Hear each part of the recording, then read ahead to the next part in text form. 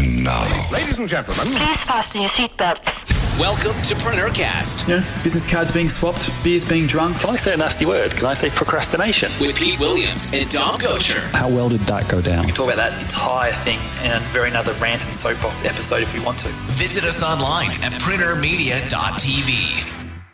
Hi, Dom here, and another interview for you this week. Pete is talking to Valerie Khoo, who is a journalist and writer, founder of the Sydney Writers' Centre, and author of the new book, Power Stories, the 8 Stories You Must Tell. And that book is all about the use of storytelling in business and how to get your message across. Pete talks to Valerie about the book and about the use of storytelling in business and how you can use it to promote and further your business and your products. So I'll hand over to Pete. So Valerie, welcome to the show. Thanks for having me on the show, Pete. So I guess before we get started talking about the book, I'd love to sort of hear your story and sort of what's your background in your own words. Sure. Well, I'm founder of the Sydney Writers' Centre, which is obviously in Sydney, and we offer short courses for people who want to write with confidence and who want to get published or want to write their own book. And in addition to that, it kind of ties into my main work as a journalist and writer myself. I have a real passion for storytelling, in my own personal writing. But also, I've been really heavily involved and immersed in the world of entrepreneurship and small business for some years. I am a national small business commentator for Fairfax, and I have a weekly column called Enterprise, which is in The Age and Sydney Morning Herald and Business Day and quite a number of sites. And in addition to all that, I'm a co-founder of a startup called socialcallout.com, which is all about connecting brands with bloggers so that the bloggers can tell the story of the brands. So my whole life is really all about storytelling and small business, hence the book. Absolutely, Power Stories, which is very cool. I got an early edition of that from Wiley, which is publisher of my book as well, which is very, very cool. So I guess to give some context of the book, it covers the what you call the 8 different stories that people should be telling, and I guess it's more businesses telling as well. So what's your take on stories in the context of business? I know we sort of talk about marketing and that sort of stuff quite a bit on the show here, but how do you describe it, and how do you put stories in that context? I think what I've seen, particularly in the last few years, is there's been a real decline in the use of storytelling in the world of business. I think that, storytelling is alive and well, of course, in the world of movies and books and, the arts, that sort of thing. But what's happened over the last, say, 10 or 15 years is that thanks to the advances in technology and, just the way we use technology, we've become so obsessed with data, with numbers, with statistics. We always hear the term, what gets measured gets done, or what gets measured gets managed. And it's so important to us these days to collect all this data, analyse this data, have PowerPoint presentations full of graphs and pie charts and so many Excel spreadsheets we don't know what to do with. So because it's become so much easier these days to collect that data and use that data, and we hear so much that data is king, and I don't dispute that. Data is very, very important in making your decisions, your business decisions, but that's only half the story. It's actually the story framing that data that is the most powerful thing. The data is just a little bit of content kind of thing, but the data, while the data kind of makes sense to your head, it's your stories that are going to appeal to your heart. It's your stories that are going to make an emotional connection with people. And it's actually the stories that people are going to remember and pass on. They're not going to remember a pie chart. Yeah. So, but obviously it's more than just sort of standing up, doing a presentation or a pitch with slides and keynote and stuff. Because obviously throughout the book you talk about things like the entrepreneur's journey and the hero story and stuff, which I'd love to get into a little bit later. But it's interesting because some of my favourite books are books about story. Robert McKee's book just called Story, which is fantastic about how to communicate and tell stories. And I think particularly if you're focused on being a marketer, which is sort of hopefully what a lot of listeners are learning, as it's kind of been an undertone of all our episodes here on the show, is that marketing is about telling stories. That's what it is. It's about communicating something. And I think the ability to tell an articulate and an engaging story is really, really important. Absolutely. It's so important. And I think that a lot of small business owners actually forget that because marketing isn't their core area of expertise. You know, for those of us where marketing comes to us naturally, or that's really the focus of our business, then it may be an easier, concept to understand. But a lot of entrepreneurs and small business owners, they haven't necessarily been born with the marketing gene. And it's easy for them to tell the wrong story or tell a story with the wrong angle, and therefore it's not getting as much impact, to people. Even things as basic as your elevator pitch, where you get to tell essentially your business story. Yep. I was at a networking event, and a woman stood up, and she was a business coach, and she wanted to cater to small business owners as her clients. And she got up and she said, "Hi, my name's Laura. I'm a business coach, and I'm in a network of 1,100 other business coaches across the world in 67 countries. And I just came back from our international conference in Paris." And it was kind of like I was just watching people's eyes glaze over, because the thing is, if her target market is small business owners, they don't care about the 1,100 other, people in her network in the 67 countries. They just want to work one-on-one with her. So it's not that what she said was wrong, because what she said was, factual, correct information. It's just that she told the wrong story. Yep. And it's just so important to identify the right stories so that you can pull them out of your arsenal, ready to go when it's the best fit. Yeah. I think that's one thing that I really enjoyed, and kind of, the way you sort of, wrote the book, in that things like you talk about elevator pitches, but you don't call it, or you don't wrap it in that term elevator pitches, because people, again, will see that and go, boring, heard it before. But as you call it, it's the business story. And that's obviously sort of a different way to look at it, because realistically, if you're in an elevator, if you're meeting somebody, networking, everything is just fundamentally an engaging story if you do it correctly. That's exactly right. And really, who has ever pitched their story in an elevator before? Exactly. I'd love to hear the context of when it actually was first done. But yeah, that's right. One thing I really liked in one of the early chapters of the book, you spoke about, or you wrote that it's the message and not the medium. And I think that's really cool, because so many people kind of think that, every medium, whether it's an elevator pitch or it's a brochure, a proposal, whatever it might be, actually requires sort of a different kind of tonality or story. But you kind of obviously talk about it, that it's the message which is the most important thing. Absolutely. Do you know how many times I hear people ask, so do you think I should concentrate more on Twitter or on LinkedIn? Or should I focus on my blog? And it's like, hey, that's not actually the question you should be asking. Focus on your story, and regardless of which way you decide to disseminate that story, make sure that story is authentic and consistent and really cuts through. Of course, you do need to pay some attention as to, which medium you use, because that determines your target market. What do your target market like to listen to, or are they on Twitter, or are they on Facebook? But it's not so much, it's not so much that. It's very much focusing on the story and making sure you tell that story to whichever medium it is. Yeah. So let's kind of you speak about the entrepreneur's journey or the hero story. I'd love you to kind of explain that, to give some people some real understanding of sort of how this actually really applies. Because, again, I think for a lot of people, even sort of with what we've spoken about already, they kind of hear the term story and don't really get it in terms of how it actually can apply and be actually actionable in their sort of, plumbing business or their roof tiling or their accounting practice, whatever it might be. Yeah, this is something I'm actually really excited about, because I think entrepreneurs are really lucky, because entrepreneurs are actually on a very exciting journey, and it's a journey that captures people's imagination. Now, this is also in line with what is known in the storytelling world as the hero's journey. Now, the hero's journey was a term coined by an American mythologist and storyteller called Joseph Campbell, who identified actually 17 steps in a journey, a hero's journey, that are present in every single story, almost every single story in the world that you tell, from a fairy tale to, a horror story to a political story. Then almost every single story has these 17 steps. I'm not going to bore you with the 17 steps right now, but I can break it down to 5 key steps. Awesome. And I've clustered them into 5 key steps that are present in every single story.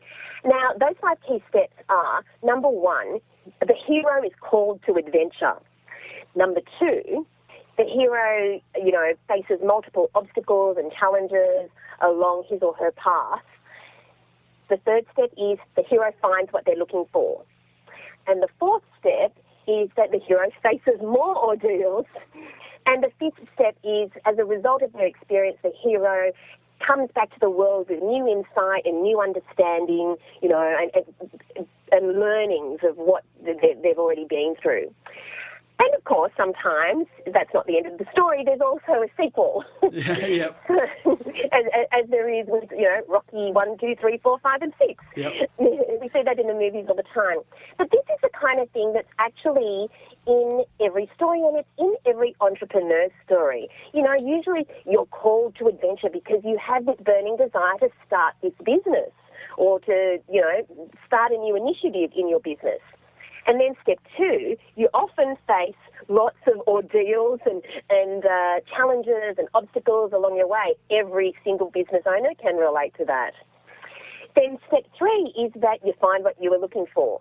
So usually when, in business you reach a certain goal, you reach a milestone, you actually start your business, it's flourishing, or you've hit a milestone, your 1,000th customer or whatever it is. But of course, in life and in business, things don't always run smooth sailing after that. And that is step 4, which is you end up facing more ordeals, right? We all, whether it's the tax office, cash flow, staff, you name it, there's an ordeal facing you in this, a challenge, that's right.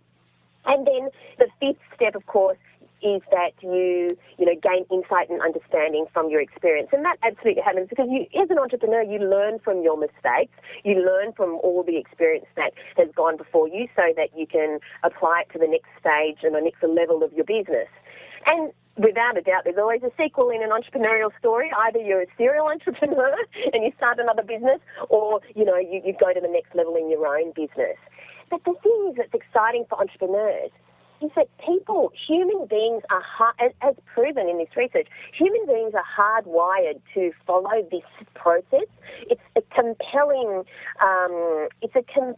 journey that in the movies they take the audience along the hero's journey. And that's why when you tell your entrepreneur's story, it's actually a compelling journey and people are intrigued and people want to know the next step. People follow you. They don't just follow your products and services and buy from you, but some people actually want to follow your journey because they want to see what's happening next in your business and in your life.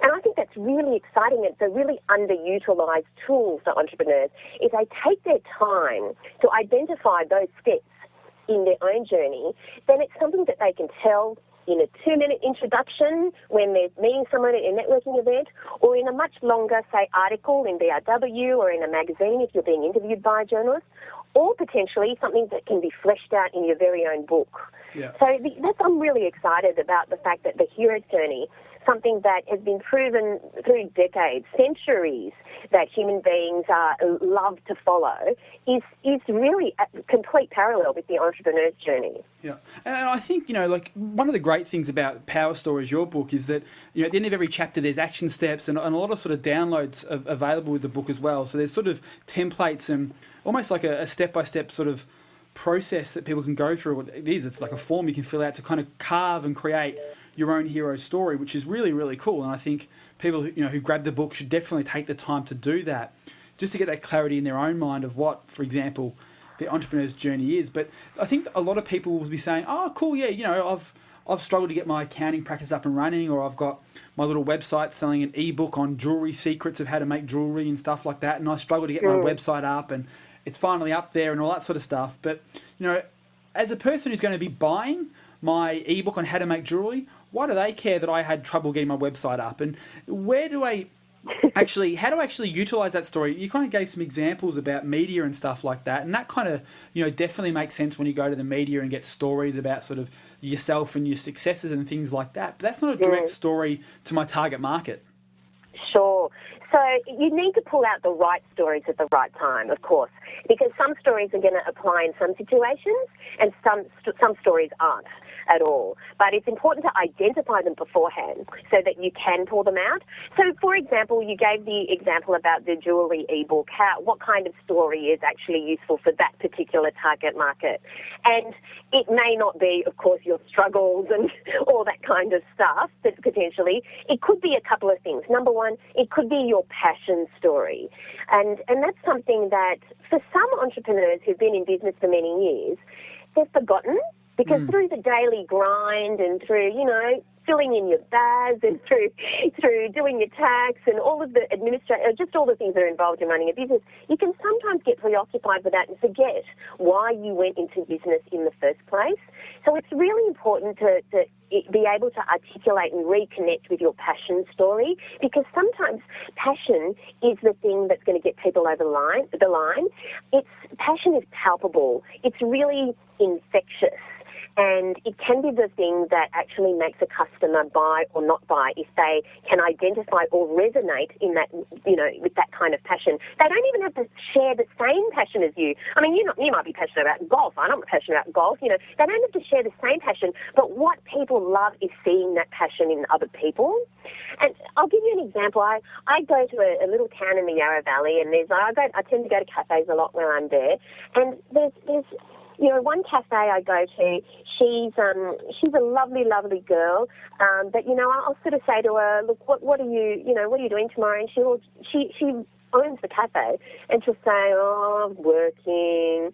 That doesn't really make me that excited to go to that cafe. Yeah.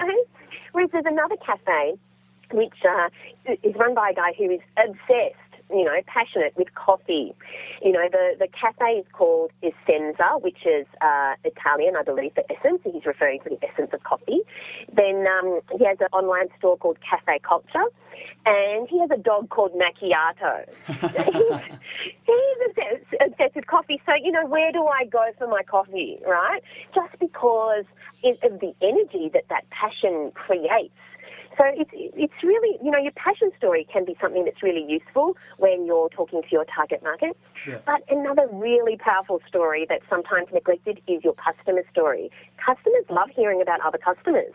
They love hearing about other customers' stories. So that's your opportunity to cast your customers in as the hero in some cases by giving people examples of how other customers have worked with you, by providing customer testimonials, that sort of thing. Yeah, and I have to say that particular chapter of the book is probably the most impactful for me, because it was one thing that I kind of really went, okay, that was something I hadn't really thought about. Obviously the way you use a story, an elevator pitch and all that sort of stuff kind of was like, yep, it makes sense, and great way of framing it. But the whole customer story kind of thing was really, really cool. And I know you gave the example of Spotify and how they've used their customer stories as the core element of growing their entire business fundamentally.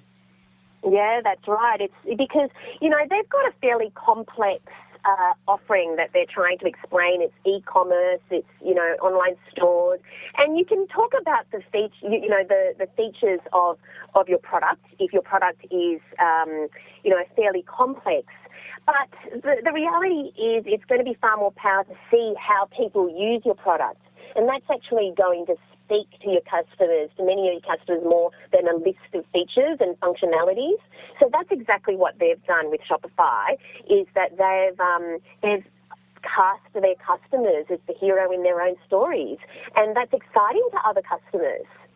So what they've actually done, let's actually break it down a little bit, is that what they're doing is their actual marketing is like looking at the actual entrepreneur who they service with their Spotify platform, which is obviously the e-commerce platform. Lots and lots of people use to run their online stores, and they're actually going to those entrepreneurs and saying, why did you create this e-commerce site? What is your passion? Why are you doing your business like this, and why are you going into this niche?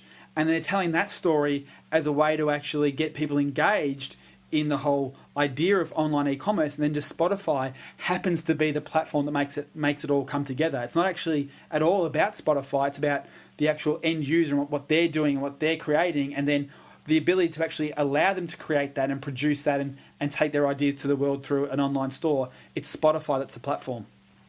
That's exactly right. So it's all about showing prospective customers how other people just like them use the service. And that's much more powerful than, an instructional video or a 5-step blog post or that sort of thing. Yeah. Well, in terms of the whole process, because obviously just like the Spotify case study, you've got a whole bunch of different other case studies in their own right throughout each of the different chapters of, the pitch story and the product story and passion story and stuff like that. What was the coolest story that you actually heard while researching the book? I suppose there's a couple. One is I just loved the story of Charity Water, which is an organisation based out of New York, led by a guy called Scott Harrison, who had an epiphany one day and decided he wanted to bring clean water to the developing world. And, that's a noble cause. It's a big, big, big job. But I think what's fascinating about what he's done is he's used storytelling every step of the way, whether it's to raise funds, whether it's to get people behind a cause, whether it's to get people to share the story about Charity Water. At the absolute core of almost everything that Charity Water does is storytelling. And, they've had big-name celebrities promote their cause. They've had a real strategy behind it, but behind that strategy, it's all about telling stories of the people in underdeveloped countries who really need that water, but also the stories of the people in, developed countries like Australia and the US on how they help that cause. And that's been really, really powerful in their success. So that's certainly one of them. Yeah. Now, I guess from that perspective, obviously, with Charity Water, a lot of their growth has come from the media and the exposure of their story through, magazines and TV shows, radio, newspaper, and all that sort of stuff. And I guess given your experience being, a weekly columnist on a number of different platforms, I'd love to get your thoughts on how does storytelling apply to the media. I know you got a chapter of it in your book, but I know from that perspective you can talk about it, but also just, approaching media as a business, wanting to sort of, try and get some exposure and get your story out there. How does that work if you sort of take your author hat off a little bit and put your journalist hat on? It's so important to tell the right story, because you might have the most, an interesting, what you think is the most interesting story in the world, but if it's not the kind of angle that journalist or editor or publication is interested in, then it's completely irrelevant. So what people often do is they spray and pray. Yeah. Is that they think of a story and they just chuck it out there and hope someone bites, or thinks that it's the journalist's job or the editor's job to then ask them all sorts of questions and extract the story from them. Hey, if journalists had all the time in the world, that they would, but often they don't. So you're going to have a much bigger success rate if you actually just take the time to analyse that publication, analyse the type of angle that they're looking for, and then tailor your angle accordingly. That is absolutely the winning formula for success in terms of getting your story in the media. Give them what they want. Give them what they're most interested in. Give them the information, the statistics, the useful tips and how-tos that they typically feature in their publications. Yeah, so it's about actually looking at the sort of the past articles and getting an idea of sort of who that target audience is, who is the reader of that particular story or column, and then is it like an email? Is that sort of to get a bit granular here? How do you go as a journalist? How do you like to get pitched? Most journalists are pitched by email these days, definitely. But the biggest mistake is people say, hey, I've got this great startup. It's called xyz.com. And I noticed that you write a lot about startups. You might like to write about us. And that's it. And it's like, well, that doesn't give me any information whatsoever.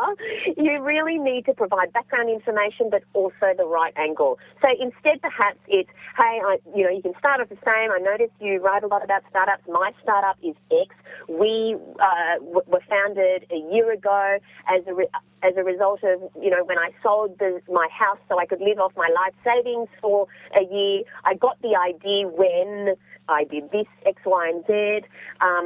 Since then, we've grown from 2 people to 30 people, and we now have, in our first month, we had 500 users, and now we have 500,000 users. I'm just making those statistics up, obviously, but you need to provide a context on why you're interesting. You can't sort of assume you're interesting and hope that the journalists will dig for the information. At least provide the stuff that's going to show the journalist that you're interesting, and then that really helps the journalist figure out, whether there's something further there or whether there's an angle there. Yeah, and I think too, from my experience, because I've had a lot of experience in the sort of, luckily, in the publicity side of things, is that it's definitely that sort of entrepreneur's journey that we spoke about at the top of the conversation that the journalists and the media are much more interested in than your business story, so to speak.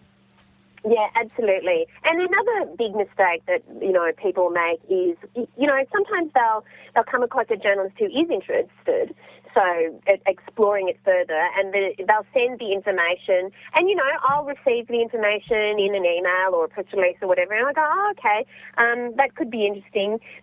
So I'll email back, and they'll say, oh, yeah, well, I'm overseas for 3 weeks. Can we talk in 3 weeks? No, deadline's, in 2 days. So it's very strange, isn't it? You've got to play by the rules of the game you're wanting to play. So, exactly. Let me ask you a question that I kind of enjoy throwing at authors that we get on the show is, what's the chapter, or in your case, the story, that you actually had to leave out of the book? Oh, gosh, there are lots of stories. I mean, some of the stories that I've told you just in this conversation aren't in the book as well. There are a lot more stories in the book that I decided were appropriate to leave in. But you know what? I did so much research that I really had to cull a great deal, and I couldn't pick one story. There were lots of stories.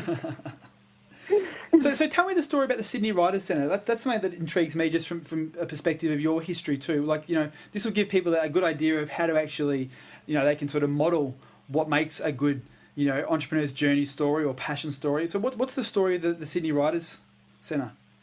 The Sydney Writers' Centre started 7 years ago, back in 2005, and I guess what it was I began life off as an accountant. So I was one of those people surrounded by numbers with the Excel spreadsheets, and I started life off at PricewaterhouseCoopers, but I had always wanted to be a writer. When I was at school, I won the English writing competition 5 out of the 6 years of high school, but it never even entered in my frame of reference that I could be a writer. I just thought that's what poor struggling artists did, and I didn't want to be poor and struggling, living in a garret, eating, cup of soup. That was a misconception on my part, but that was just my impression at the time. Because in my household, you became a doctor or a lawyer or an accountant. And I became an accountant. But even then, I always had this niggling desire to write. So I after accounting, I did study journalism and public relations, but bizarrely, I still didn't think it was a real career, writing. So I went into public relations for a while. And then one day I woke up, 1 September, I remember, and I thought to myself, I've got to give this writing thing a go, because it's a niggling feeling inside me. I've got to pursue my passion, essentially. So I did everything I could to pursue my passion and to try and get a full-time job in writing. And fortunately, a month later, I was offered a full-time job in a magazine. And, kind of the rest is history in terms of my journalistic career. And I knew that I had found my calling. I knew that this is what I wanted to do. I loved it so much I would have done it for free. So 7 years ago, I decided, you know what, I wanted to create the sort of Writers' Centre that I wish had existed back then, because I went to so many different courses and festivals and author talks and this and that, and they were all everywhere. And, I learned a lot, but it would have been so good if there was a one-stop shop, someplace I could go and get all my questions answered. So that was the kind of centre I wanted to create. And we've now had over 12,000 students at the Sydney Writers' Centre, and we're expanding to Melbourne and other states. So, and we also have a whole slew of online courses. So about 40% of our business is online courses. I mean, we have students from all different states of Australia, but also around the world, you know, from Singapore, Afghanistan, Italy, the US, UK, New Zealand. People are enrolling from all over the world, which is really exciting. And I must admit, I didn't plan on that when I first started, but that is something that has grown organically. Very cool. Yeah, it's a centre that's grown steadily over the last 7 years, and the other thing that I'm actually really passionate about is helping people achieve their dreams. I know that sounds really cliche, but it's the honest truth. And I just love, I'm the sort of friend who you might get a bit annoyed at. You can ask my friends, because I'm the one sort of cheering them on, saying, yeah, of course you can do it. Of course you can change jobs. Of course you can, you know, do whatever it is that you want to do. They might call it nagging. I call it, you know, encouragement. But I love doing that, and I love helping people see their full potential. But, you know, I realise that I'm never going to coach someone to Olympic glory. I'm never going to help someone climb Mount Everest, because, you know, I complain when I have to climb up a hill. But I can, with my technical skill, that's writing. So I can help people achieve their writing goals at the very least. I know I can definitely do that. Hasn't one of those goals turned into a Hollywood movie deal? Yes, well, one of the most exciting things, just very, very recently, is one of our customers. Her name's Jessica, and she came to us not that long ago, and she first did one of our online courses because she was travelling at the time, even though she lives in Sydney, and she started writing. You know, she really loved it. Then she did sort of like the advanced course, but she came and did it at the centre, and she loved it even more, and she kind of fleshed it out to a longer piece, like a novel, and she asked for a manuscript assessment, so we gave her feedback on her novel, and she was lucky enough to, it got picked up by Hachette, in international publisher, and she got a 4-book deal with Hachette. And then, honest to God, about 5 weeks ago or 4 weeks ago, I was travelling and I got an email from my business manager, the course manager, and the email was just, oh my God! And it was a link. And, you know, I get heaps of links, so I didn't really, you know, pay that much attention, but I had a break and I clicked on it, and it was an article in the paper, and it said that Steven Spielberg is turning Jessica's book into a television series. So what started off as a tiny little enrolment has turned into an international television series. And, you know, I can't tell you how that makes me feel. Very exciting, very, very cool. So you're making people's dreams come true. You know, that's the Olympic glory, isn't it? That's a silver medal at least. You know, once they win an Emmy, that's the gold. But you know, that's a silver medal at least. We got to wait for the Emmy. Very, very cool. So, you know, as a writer, I know what it's like. So you've got Power Stories out now. It's in bookshops. It's available online, and the website address is powerstoriesbook.com. Awesome. So what's the next book? What's next? You're not going to stop now. I know as a writer you've got other stuff coming out. What's the next thing? I'm sure you've got something in the pipeline, or at least an idea for the next book. The idea is actually started brewing only last week, because I have actually been so busy with this book. I didn't have the headspace. But last year, the idea attached itself to my brain, and I'm currently letting it sit there for a couple of more weeks just to see whether this is it or not. So all shall be revealed soon. Oh, can't even give us a hint? Nothing at all? Oh. No, all right. We'll keep in the bag. That's okay. Well, you know, Valerie, thank you so much for your time. It's always good to get, you know, a lot of guests on the show, particularly Aussies as well, because we have such an international audience and get a lot of international guests. It's really cool to see some Australian people as well doing some awesome things and putting together some fantastic books. So, Power Stories it is. 8 fantastic key stories people should be sharing around their business. That's right. Thank you for having me. It's been great fun. You've been enjoying another fine episode of PreneurCast with Pete Williams and Dom Gocher. Make sure to hang out with the boys online at preneurmedia.tv or drop them a line via PreneurCast@preneurgroup.com.